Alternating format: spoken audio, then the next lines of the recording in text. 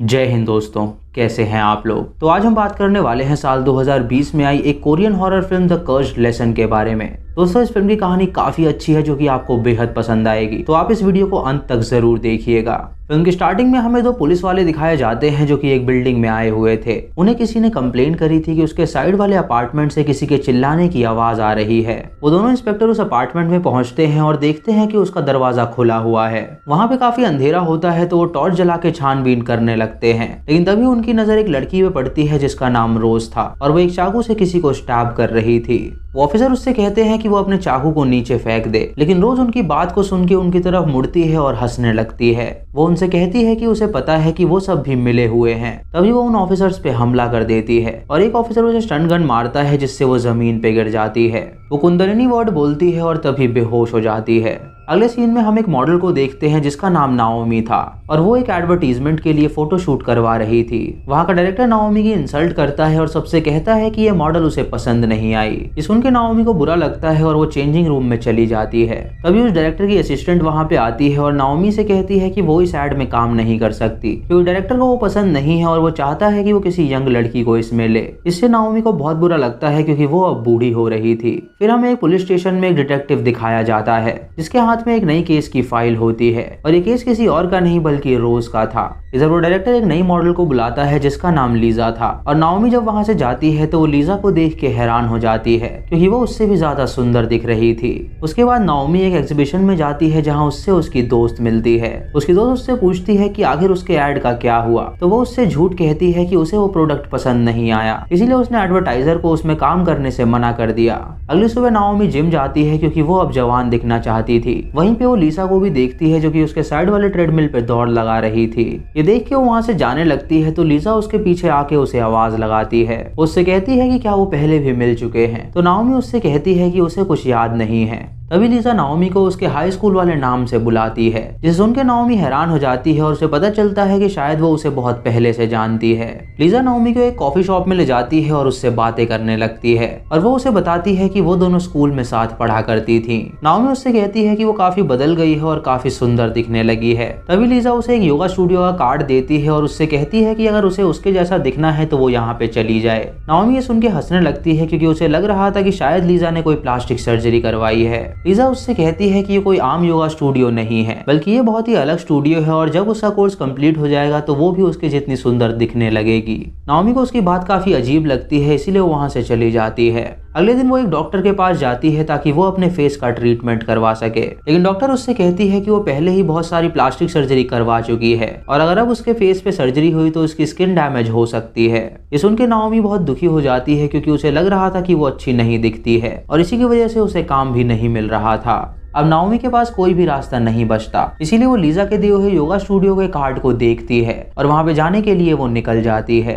क्योंकि अब वही उसकी आखिरी उम्मीद थी। नाओमी जब वहां पे पहुंचती है तो देखती है कि वहां पे और भी लड़कियां आई हुई हैं। तभी वहाँ की ओनर जिया आती है और उन सबका स्वागत करती है। उन सबको एक कॉन्ट्रैक्ट देती है और उसे साइन करने के लिए कहती है और उनसे उस स्टूडियो के रूल बताती है कि वहाँ पे स्मोकिंग और अल्कोहल अलाउड नहीं है, यहाँ तक कि वो लोग अपना सेलफोन भी यूज नहीं कर सकते और वो लोग जब चाहे तब वो इस कोर्स को क्विट कर सकते हैं। वहाँ पे सिर्फ 4 लड़कियां होती हैं जो वहाँ पे रहने के लिए तैयार हो जाती हैं। कुछ देर बाद वो सब लंच करती हैं और वो लड़कियां नाओमी को अपना नाम बताती हैं और उन तीनों के नाम होते हैं मिया, जना और लारा। कुछ देर बाद जिया उन्हें योगा क्लास में बुलाती है जहाँ पे वो उन्हें एक चाय सर्व करती है और उनसे कहती है कि वो उन्हें पी जाए। उसके बाद वो उनके सामने कुंडलिनी वर्ड बोलती है। जना उससे पूछती है कि आखिर इस वर्ड का क्या मतलब है, तो जिया उसे बताती है कि सभी ह्यूमंस के पास कुछ शक्तियां होती हैं जिससे वो पूरी यूनिवर्स की एनर्जी को ले सकते हैं, लेकिन लोग इस बात को समझ नहीं पाते।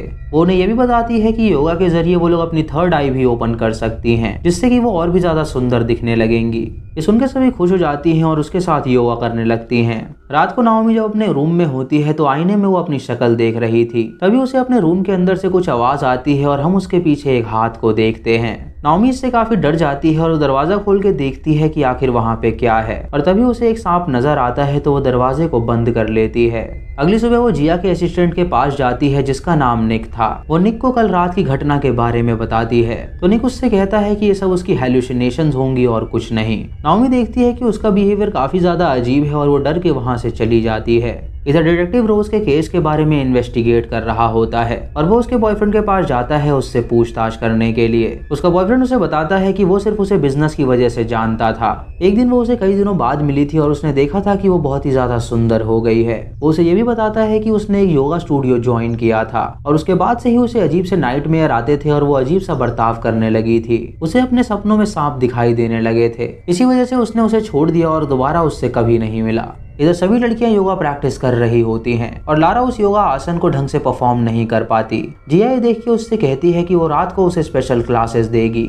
इधर डिटेक्टिव रोज के पास जाता है और उससे पूछता है कि उसने अपने नेबर्स को क्यों मारा। ये सुन के रोज उसे कोई जवाब नहीं देती और सिर्फ कुंडलिनी कहती है। ये सुन के डिटेक्टिव वहां से जाने लगता है लेकिन रोज उसे रोक लेती है। वो उससे कहती है कि उसे हमेशा भूत दिखाई देते हैं और उनकी आवाजें सुन के वो बहुत ही परेशान हो जाती है। ये सुनकर डिटेक्टिव उसकी बातों पर यकीन नहीं करता और उससे कहता है कि वो बहाने ना बनाए। जब आधी रात होती है तो वो लड़की योगा सीखने के लिए ट्रेनिंग रूम में जाती है जहाँ जिया उसे वो चाय पिलाती है और उसके बाद वो उसकी क्लास लेती है। तभी हम देखते हैं कि लारा अचानक नेकेड हो जाती है और उसके सामने एक सांप होता है जिसके साथ वो योगा कर रही थी। तभी जिया का असिस्टेंट वहाँ पे आता है और निवस्त्र होकर वो उसके साथ इंटीमेट होने लगता है। अगली सुबह लारा काफी अच्छा फील करती है और वो बहुत ही बढ़िया योगा कर रही थी, जिसे देख के सभी लड़कियां हैरान हो जाती हैं और सोचती हैं कि आखिर वो इतनी जल्दी कैसे सीख गई। जब वो ब्रेकफास्ट करने जाती हैं तो वो लारा से पूछती हैं कि आखिर वो ये सब कैसे सीखी। लारा उनसे कहती है कि कुंडलिनी सिर्फ प्योर माइंड ही अचीव कर सकता है, जिसे सुन के उन तीनों को काफी अजीब लगता है और वो सोचती हैं कि आखिर वो कहना क्या चाहती है। तभी वो नोटिस करती हैं कि लारा अजीब तरह खाना खा रही है और उसका बिहेवियर काफी बेकार हो गया है। कुछ देर बाद नाओमी एक जंगल में घूमती है जहाँ उसकी नजर एक पर्पल फूल पे पड़ती है। कुछ दूर आगे चलने पे उसे एक वैनिटी वैन दिखती है जिसके अंदर एक आदमी रहा करता था। वो आदमी जब उसे देखता है तो उससे कहता है कि वो तुरंत यहाँ से चली जाए। नाओमी सुन के हैरान हो जाती है और वहाँ से चली जाती है। रात को जब नाओमी सो रही होती है तो उसे अपने रूम से कुछ अजीब सी आवाज आती है। उन आवाज से वो उठती है और तभी देखती है कि उसका दरवाजा अपने आप बंद हो गया है। ये देख के वो हैरान हो जाती है और वहाँ पे जाती है देखने के लिए कि आखिर वहाँ पे है क्या। तभी उसे दूर खड़ी एक लड़की नजर आती है जो कि हवा में लेविटेट हो रही थी। तभी वहाँ पे जिया का असिस्टेंट आता है और उससे पूछता है कि वो इतनी रात को यहाँ पे क्या कर रही है। नाओमी उसे वो लड़की दिखाती है लेकिन तभी वो देखती है कि वो लड़की गायब हो चुकी है। इधर मिया जब सो रही होती है तो उसे एक सपना आता है कि वो बॉक्सिंग प्रैक्टिस कर रही है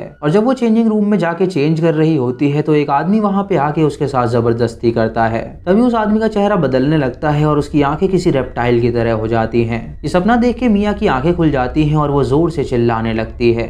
अगली सुबह वो लड़कियां जब योगा कर रही होती हैं तो मिया लारा के कंधे की ओर देखती है जहाँ पे उसे एक ब्रूज दिखाई देता है और वो सोचती है कि आखिर उसके साथ क्या हुआ होगा। मिया उसके पास जाके उससे कहती है कि वो तुरंत डॉक्टर के पास जाए, लेकिन लारा उसका हाथ झटक देती है और गुस्से में उससे कहती है कि वो उससे दूर रहे। इधर डिटेक्टिव रोज के केस पे काम कर रहा होता है और वो अपने असिस्टेंट से कहता है कि वो उस योगा स्टूडियो के बारे में रिसर्च करे जिसमें रोज भर्ती थी। वो असिस्टेंट योगा के बारे में सर्च करता है और उसे बताता है कि ये योगा स्टूडियो काफी अजीब है और वो उसे कुंडलिनी वर्ड भी बताता है और उससे कहता है कि वो इसी वर्ड को फॉलो करते हैं। ये सुनकर डिटेक्टिव को लगता है कि शायद वहाँ पे कोई सीक्रेट सोसाइटी है।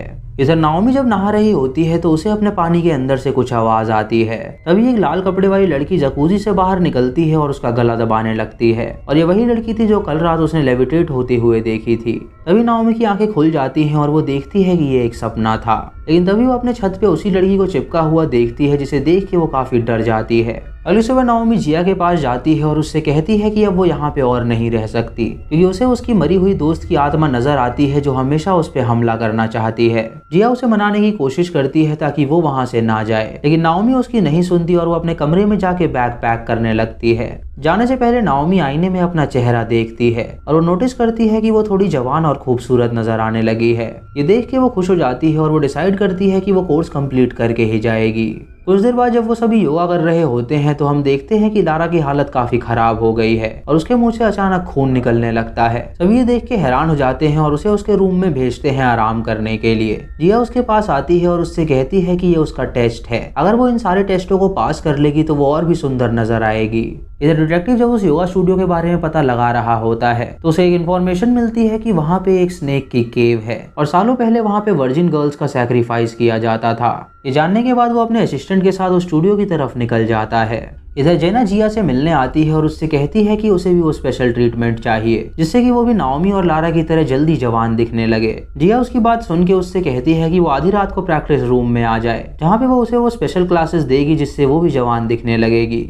रात को नाओमी जब सो रही होती है तो फिर से उसे केशा का सपना आता है, जहाँ पे वो प्रैक्टिस रूम में केशा को देखती है जो कि उसके सामने योगा कर रही थी। जैसे वो पीछे मुड़ती है तो वो देखती है कि उसका चेहरा डिमोनिक है और ये देख के उसकी नींद खुल जाती है।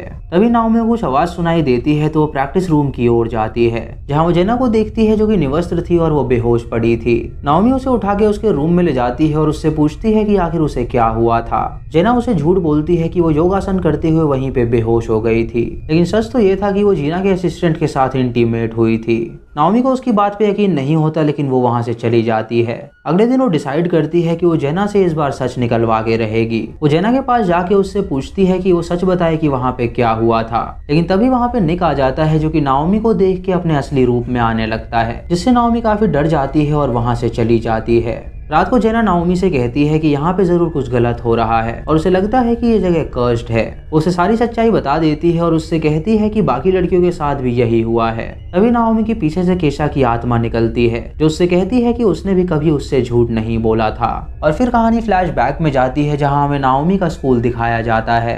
उस स्कूल में केशा को एक लड़की मार रही होती है क्योंकि उसका मानना था कि उसने उसका नेकलेस चुराया है, पर केशा उससे कहती है कि वो झूठ नहीं बोल रही और ये नेकलेस उसी का है। नाओमी उसकी मार देख रही होती है, लेकिन वो अपनी दोस्त को बचाने नहीं आती। वो लड़की केशा का नेकलेस तोड़ देती है और वहां से चली जाती है। और कुछ देर बाद केशा को पता चलता है कि उस लड़की का नेकलेस किसी और ने नहीं बल्कि नाओमी ने चुराया था, जिसका इल्जाम उसने उस पे लगा दिया था, जिसकी वजह से उसे मार पड़ी थी। केशा तुरंत नाओमी के पास जाती है और उसका गला दबा के उसे मारने लगती है। और तभी कहानी प्रेजेंट में आती है और हम केशा के घोस्ट को देखते हैं जो कि नाओमी का गला दबा के उसे मारने जा रही थी, लेकिन नाओमी एक चाकू उठाती है और केशा की घोस्ट का गला काट देती है। जिसके बाद हम देखते हैं कि उसकी आत्मा वहां से गायब हो जाती है। इधर मिया अपने रूम में अकेले ही योगा कर रही थी और तभी वहां पे लारा आती है जिसकी हालत बहुत ही ज्यादा खराब थी। वो उसे बताती है कि वो बहुत डरी हुई है क्योंकि उसने एक सांप को देखा है। ये सुन के मिया उसे बेड पे लेटाती है और उससे कहती है कि वो आराम करे, लेकिन तभी अचानक लारा अजीब सा बर्ताव करने लगती है और वो उठ के खड़ी हो जाती है। वो अपनी गर्दन को मोड़ लेती है और पोजेस्ड हालत में वो मिया पे हमला कर देती है। इधर नाओमी भागते हुए किचन में जाती है अपने आप को बचाने के लिए, लेकिन वहां पे भी उसे केशा दिखाई देती है जो कि उस पे हमला कर देती है। उसके बाद नाओमी भागते हुए प्रैक्टिस रूम में पहुंचती है जहां वो जिया को खड़ा हुआ देखती है, मानो कि वो उसका इंतजार कर रही हो। नाओमी जिया से पूछती है कि बाकी सभी लोग कहां पर हैं, तो जिया उसे बताती है कि उन्होंने कुंडलिनी हासिल कर ली है। ये कह के वो अपने माथे पे तीसरी आंख खोलती है, जिसे देख के नाओमी हैरान हो जाती है। और वहीं पे जेना भी होती है जिसके साथ जिया का हस्बैंड इंटीमेट हो रहा था। जिया नाओमी को समझाने की कोशिश करती है कि वो भी उसके साथ आ जाए, लेकिन तभी नाओमी उसकी आंख में स्टैब कर देती है जिससे वो जमीन पे गिर जाती है। तभी उसे केशा का गोश्त दिखाई देता है तो वो चाकू लेके उसे मारने के लिए जाती है, लेकिन तभी कोई उस पे स्टन गन मारता है जिससे वो बेहोश हो जाती है। और दूसरी जो स्टन गन मारी थी वो किसी और ने नहीं बल्कि डिटेक्टिव ने मारी थी। और नाओमी के साथ जो ये सब हो रहा था वो एक विजन था। जब नाओमी की आंखें खुलती हैं तो वो अपने आप को हॉस्पिटल में पाती है और डिटेक्टिव वहां पे आके उससे पूछता है कि आखिर उसने ऐसा क्यों किया। नाओमी उससे कहती है कि इन सब के पीछे जिया है तो वो उसे पकड़े। तो डिटेक्टिव उसे बताता है कि जिया की मौत हो चुकी है और उसके साथ निक और वहां की एक एम्प्लॉय की भी लाश उन्हें मिली है। नाओमी उससे कहती है कि ऐसा बिल्कुल नहीं हो सकता। तो डिटेक्टिव उसे बताता है कि ये सब उसी ने किया है। निक की लाश उन सबको बेडरूम में मिली थी और इस एम्प्लॉय की लाश उन्हें जमीन पे पड़ी हुई मिली थी और जिया को उसी ने आंखों में स्टैब करके मारा है। नाओमी उससे कहती है कि ये सब उसने नहीं बल्कि केशा ने किया है। डिटेक्टिव उसे एक फोटो दिखाता है जो कि लीसा की थी और नाओमी उससे कहती है कि वो इस लड़की को पकड़े क्योंकि वो सब कुछ जानती है। डिटेक्टिव उससे कहता है कि इस लड़की का नाम केट है और ये एक बहुत बड़ी मॉडल है। तो नाओमी उसे समझाने की कोशिश करती है कि ये उसकी हाई स्कूल फ्रेंड हुआ करती थी और इसका नाम केट नहीं बल्कि लीसा है। उसके बाद डिटेक्टिव उसे असली लीसा की फोटो दिखाता है तो नाओमी उसे देख के कहती है कि वो इस लड़की को नहीं जानती। नाओमी काफी कंफ्यूज हो जाती है और डिटेक्टिव से पूछती है कि आखिर उसने उस योगा स्टूडियो के बारे में क्या पता लगाया। डिटेक्टिव उसे बताता है कि वो योगा स्टूडियो काफी फेमस हो गया था क्योंकि अक्सर लड़कियां वहां पे काफी कम समय में स्लिम और खूबसूरत हो जाती थी और ये सब उस चाय की वजह से होता था जो उन्हें वहां पे सर्व करी जाती थी। उस चाय में एक तरह का ड्रग मिलाया जाता था जिससे उन्हें हेलुसिनेशंस होती थी और स्टूडियो के लोग उसे कुंडलिनी बताकर प्रमोट करते थे ताकि और भी लोग वहां पर आए और उनके जाल में फंस सकें। वो उसे ये भी बताता है कि ये चाय एक तरह के फ्लावर से बनती है जिसका नाम मुंगशुद है ताकि उसके साइड इफेक्ट को कम कर सकें और ये ब्रेन रिलेटेड डिजीज को भी कम करती है, लेकिन अगर इसका डोज ज्यादा हो गया तो किसी इंसान की मौत भी हो सकती है। और लारा की इसी वजह से डेथ हुई है क्योंकि उसने इसका ज्यादा डोज ले लिया था। और डिटेक्टिव उसे ये भी बताता है कि वो जिया का असिस्टेंट उसका लवर था और वो जो ड्राइवर था वो उसका पति था, जो जेना को वहाँ पे हरास कर रहा था और उसे अरेस्ट कर लिया गया है और उसने सब कुछ कन्फेस कर लिया है कि उसने उसका शोषण किया था। नाओमी उससे पूछती है कि उसे कैसे पता कि ये सब उसने किया है। डिटेक्टिव उसे सीसीटीवी फुटेज दिखाता है और उससे कहता है कि इसके जरिए उसे सब पता चल गया था। नाओमी अभी भी मानने को तैयार नहीं थी कि उसने हेलुसिनेशन की वजह से 3 मर्डर्स कर दिए थे। रात को नाओमी जब हॉस्पिटल में सो रही होती है तो उसे फिर से केशा का घोष दिखाई देता है। ये देख के वो काफी घबरा जाती है और जोर से चिल्लाने लगती है। तभी नर्स और लेडी ऑफिसर उसके पास आते हैं उसे संभालने के लिए, लेकिन नाओमी एक सीजर उठा के खुद को स्टैब कर लेती है जिससे उसकी मौत हो जाती है। अगली सुबह हम डिटेक्टिव और उसके असिस्टेंट को एक पार्क में बैठा हुआ देखते हैं जहाँ पे वो मिया के बारे में बात कर रहे थे जो कि अभी भी मिसिंग थी। फिर हमें मिया दिखाई जाती है जिसके हाथ में एक चाकू था और वो एक आदमी का पीछा करके उसे मार डालती है। फिर वो कुंडलिनी बोलती है और उसकी आंखें पूरी तरह लाल हो जाती हैं और इसी के साथ ये मूवी यहीं पे खत्म होती है। तो दोस्तों ये थी इस फिल्म की कहानी जो कि थोड़ी सी कंफ्यूजिंग है। दोस्तों दरअसल उस स्टूडियो में कुछ भी अजीब नहीं हो रहा था, वो सभी उन लड़कियों की हेलुसिनेशन थी क्योंकि उस चाय में उन्हें ड्रग्स मिला के दिया जाता था और उसी ड्रग्स की वजह से उन्हें अपने पास्ट के हेलुसिनेशंस होते थे, जिसकी वजह से वो काफी डर जाती थी और ब्रूटल हो जाती थी और वो अपने आसपास मौजूद लोगों को जान से मार दिया करती थी। दोस्तों अगर आपको ये वीडियो पसंद आई हो तो आप हमें कमेंट सेक्शन में जरूर बताएं। चैनल पे नए हैं तो सब्सक्राइब करें और बेल आइकॉन दबाएं नोटिफिकेशंस के लिए। दोस्तों वीडियो को लाइक और शेयर करना बिल्कुल मत भूलिएगा। तो मैं मिलता हूँ आपको अगली वीडियो में, तब तक के लिए जय हिंद।